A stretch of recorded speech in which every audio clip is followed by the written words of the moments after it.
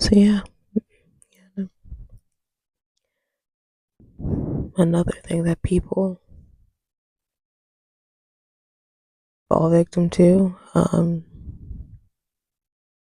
guess you can say in the demon category, is overstaying. Overstaying in situations that you know you're not supposed to be a part of.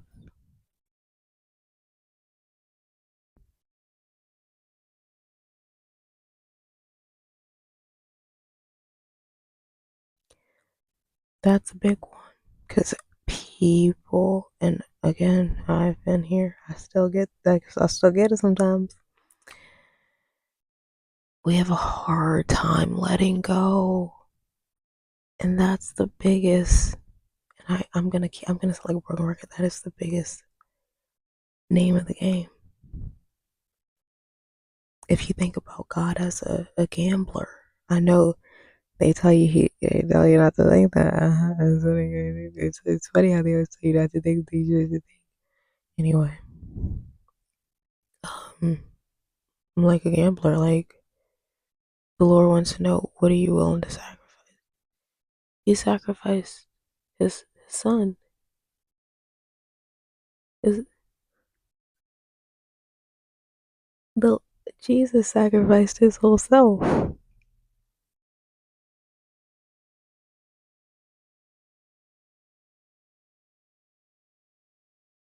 What are you willing to sacrifice?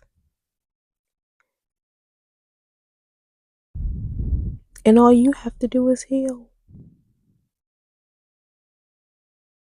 Anyway, but that's always the name of the game, is what are you willing to let go of? What are you willing to sacrifice?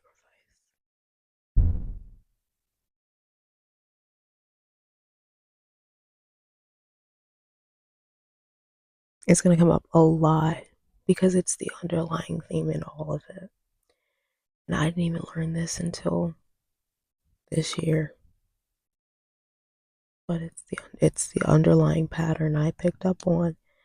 And I realized it when I was watching a documentary, and I wrote out a whole form for it, and I was like, this makes sense, and I want to teach it on here. I think if you want to know more, I will. I'll probably still make a video. We'll see, whatever. But it's I've seen it, and it works every time. Every single time.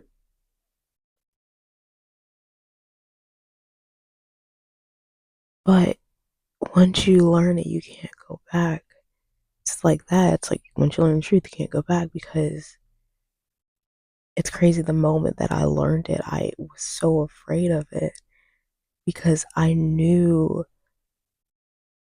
because you'll learn on this journey that fear is always going to exist, because the stakes are only getting bigger the higher you go up. It's no different as if you were flying up into a spaceship, and if halfway through the flight it comes blowing up, crashing down, the higher you go up, the higher the stakes. And so I thought about all of the I was gonna have to possibly endure within that split second of realizing it. I was like, oh my God, all foreshadowing all of this I might have to endure just to maintain this, because now I can't unknow this and go back to my old life. And the craziest part, because I learned this through watching this documentary, I'm not sure if they were using the same idea, but I picked up on the pattern finally through this documentary. And I noticed that it was true, because someone in people in the documentary were unable to go back to their old lives.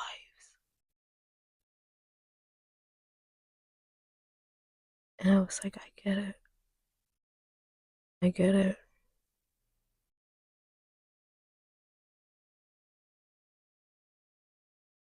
And it's unscrupulously, it's the whole peeking behind the curtain.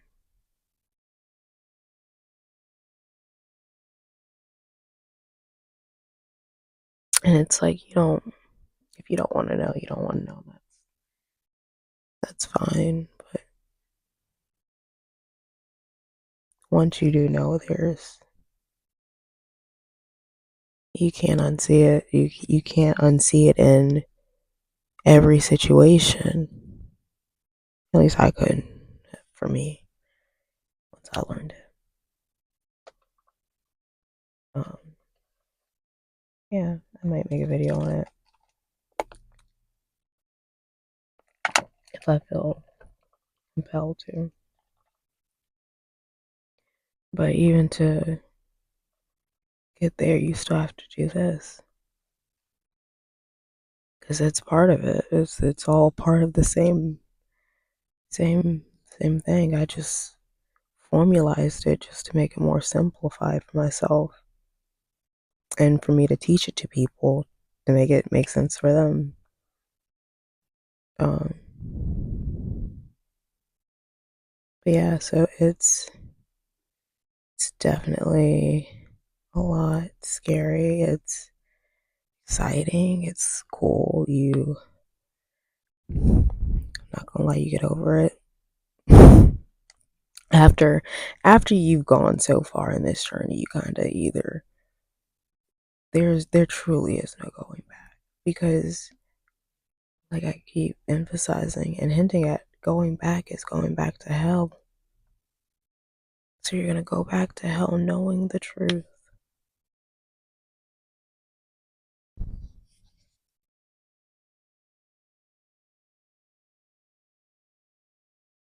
and then put yourself in even what, like a deeper level of hell because now you're gonna be tormenting yourself knowing what you know. Yeah, it's at some point it's no longer worth it. But everyone has to do this at some point. So why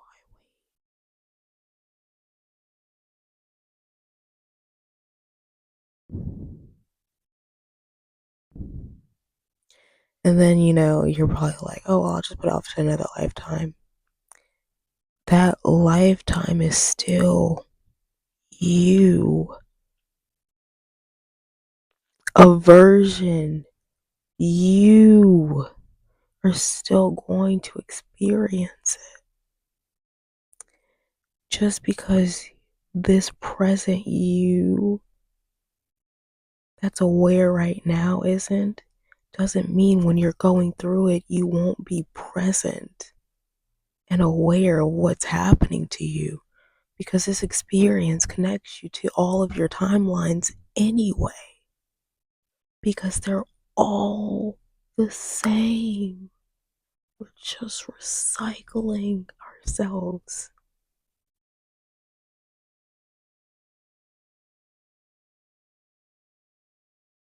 But at some point, you have to experience it. When I was born, when I was 8 years old, I knew I was the chosen one for my lineage. I've always known it.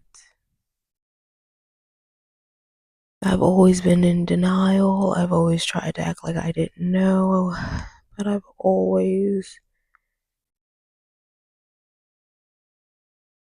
because I've always known I was different. I always known I wasn't like everybody else. I always known I didn't fit in. I always known I felt and saw and heard and did things that no one else could see, hear, or feel or understand.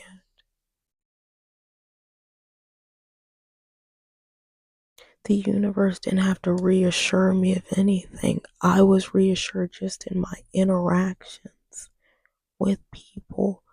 We can be given the same question, and my interpretation of it will blow your mind.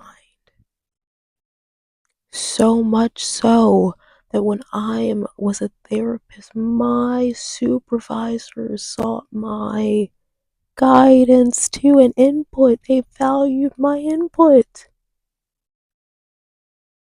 People older than me value my input.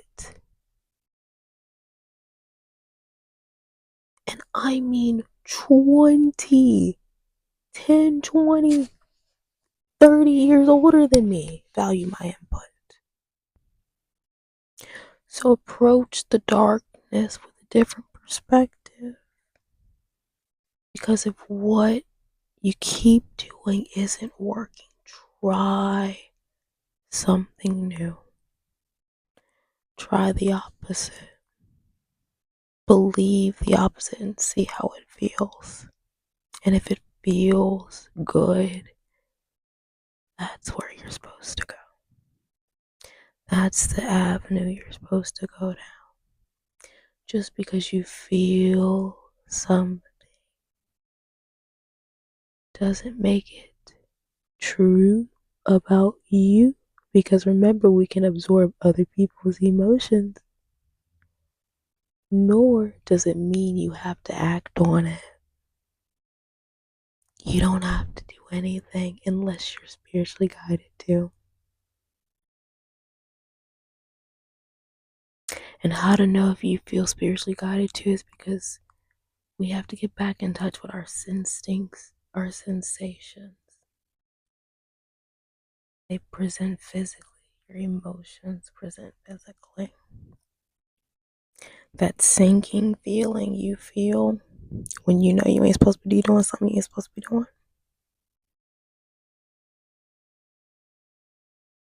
That second thought you have.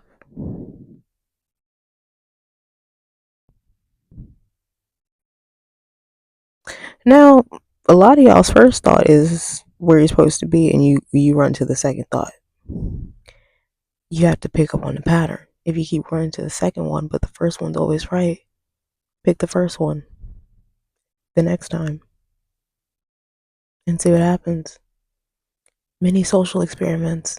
That's literally what I do. The best test subject is you. But you can also live through me because I've been through it. But yeah, it's just. Hmm.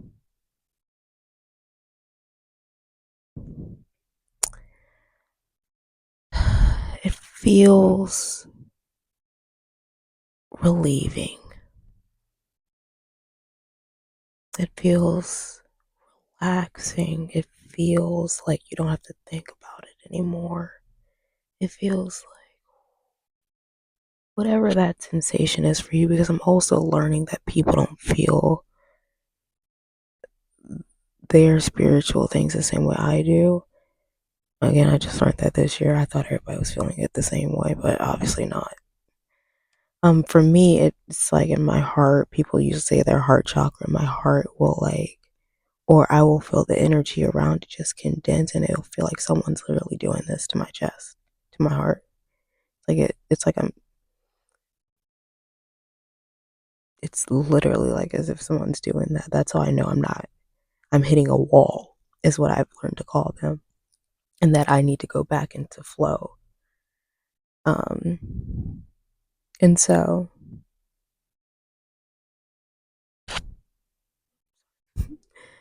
and so, that's how it shows up for me. Like it shows up, and then when I feel like I am making the right choice, my heart feels like it's exploding with light, or like my core feels like it's exploding with light, or my whole being just vibrates. It just feels like orgasmic, honestly, and it's just like this amazing feeling, and you just want to chase it. Um, and uh that's how I know that I'm in flow and I'm in the right place. But again, a lot of people don't feel the sensations the same way. Sometimes the universe has to communicate to you differently. So start being mindful of what happens to you right before maybe something bad happens? Like, what warning signs do you visually start to see? Do certain words, colors, numbers, creatures, thoughts pop up in your head before? Feelings, sensations, tingling. Some people have spine tingling sensations, and some people feel pressure in their head. Like all of these feelings that make you feel sick sometimes. Once you relieve them, you're fine.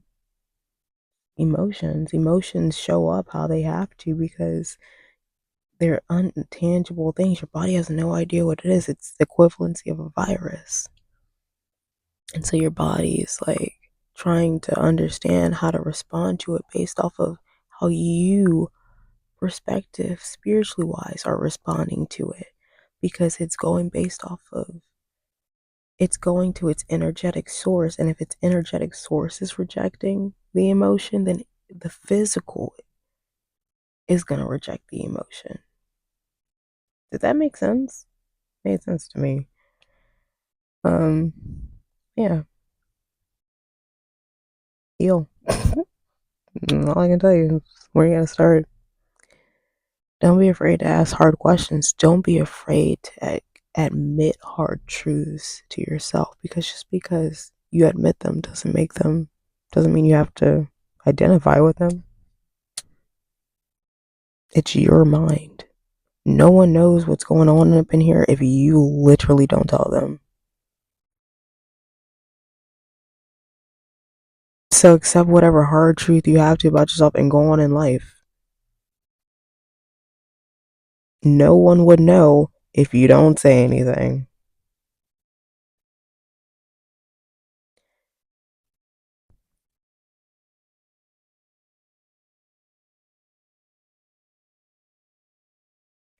Because people only know what you tell them. Just like I was saying about kids, people only do what you allow.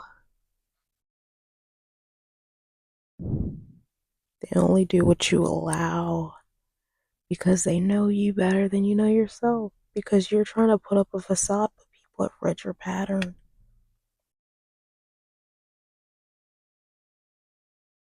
You're being played. They are talking about you in rooms you're not present. And you don't even know it. Nor are you able to defend yourself, but you know who could? You know who has? If you've read the Bible and if you believe it. The Lord has made me privy to conversations people have had about me while I was not around. Did I want to be privy to those damn conversations? Hell no. I'm trying to sleep. I don't even damn what they're saying about me. I should, because these are people that you are close to you. But whatever. Vengeance is not mine, it's the universe's. But yeah.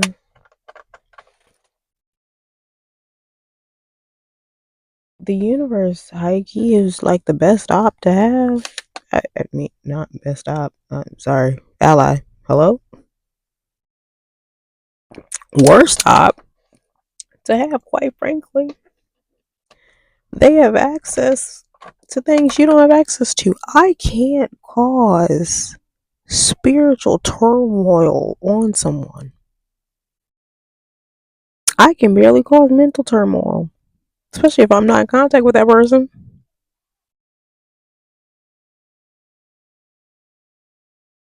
So, I I can't ruin someone's life on a detailed level for generations to come like the Lord can.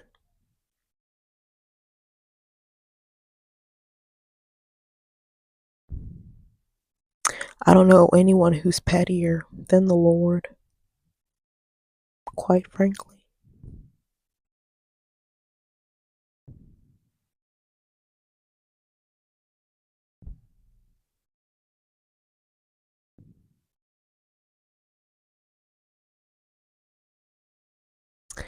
The person who hurt me the deepest, the last thing they did was run after me. Now they can't even walk on their feet without feeling like they're walking on glass from what they've said.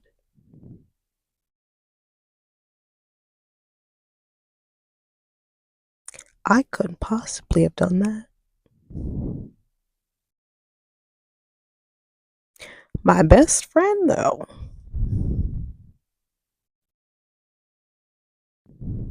just saying,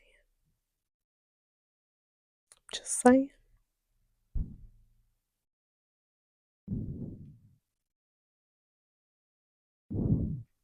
I've seen companies who have misused me lose their best hitters when I left.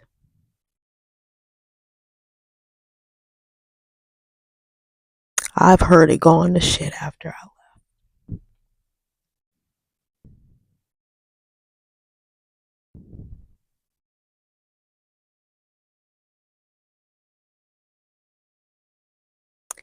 I'm nobody. I am absolutely nobody. Nobody special. I'm a lowly black girl. I just say I ain't having a man, no kids, no car. A lowly black girl.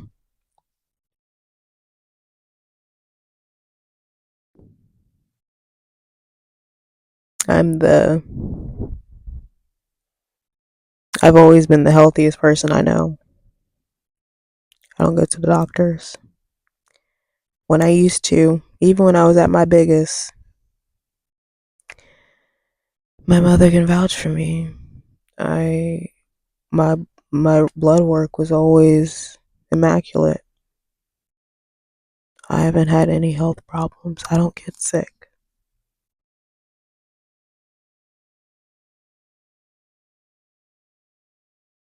I don't do anything.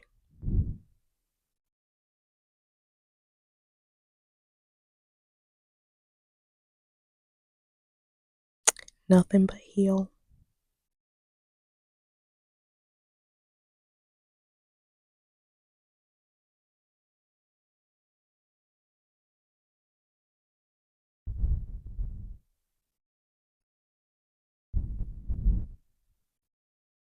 So,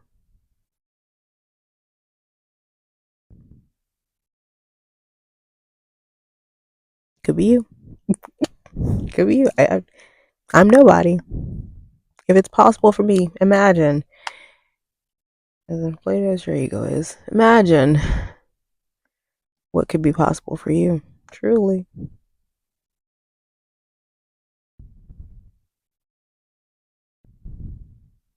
Don't settle. Reach for the stars.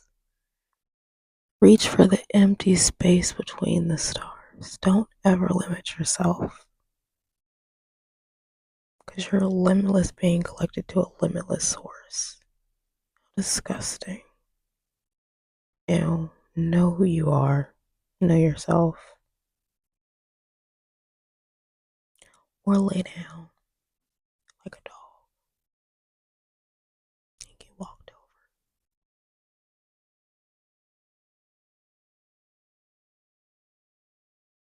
Joss is Joss. Not saying either is not.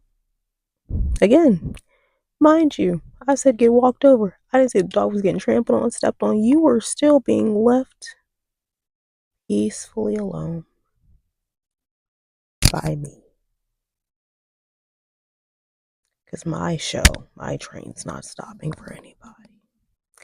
And I fear there is nobody alive that I would sacrifice my connection with the universe for. Mm-mm. Work through that lesson. Mm-mm. Mm. So this show's never gonna go, no matter what you think. So, till next time, I'm Zena. And this is the universe.